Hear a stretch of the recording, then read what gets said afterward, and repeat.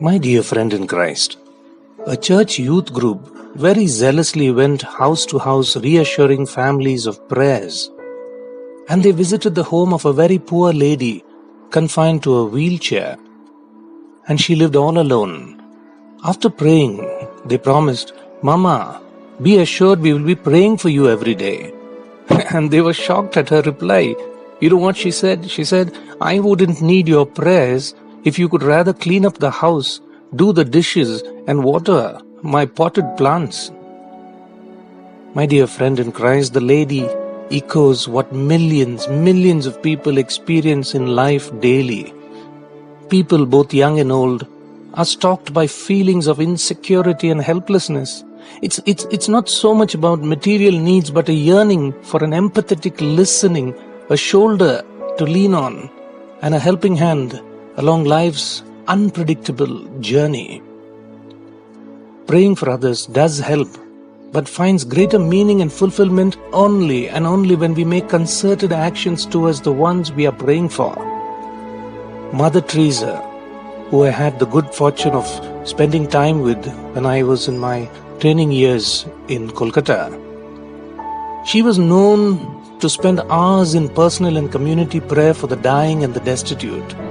One night, Mother Teresa, now declared a saint by the church, she was walking through the streets of Kolkata and she saw a beggar in agony. Instead of merely offering prayers for the man, she took him to a shelter home, dressed his wounds and provided him food and warmth. His condition deteriorated, but she stayed by his side, offering comfort, and the beggar died peacefully with Mother Teresa holding his hand. My dear friend in Christ, the Bible is replete with exhortations to pray and to journey with people who ask for our prayers. St. Paul writes, "Therefore, encourage one another and build each other up, just as in fact you are doing." The first letter to the Thessalonians chapter 5 verse 11. Then again, carry each other's burdens, and in this way you will fulfill the law of Christ. Galatians chapter 6 verse 2. Then again in Romans chapter 12 verse 15. Paul emphasizes being with each other in good times and bad. He writes, "Rejoice with those who rejoice, mourn with those who mourn." So my dear friend in Christ, though praying for others would mean going down on our knees before God, but such prayer finds deeper meaning and effectiveness only when we bend our knees in humble and active service to others. The Bible crisply explains what prayer and faith in action means.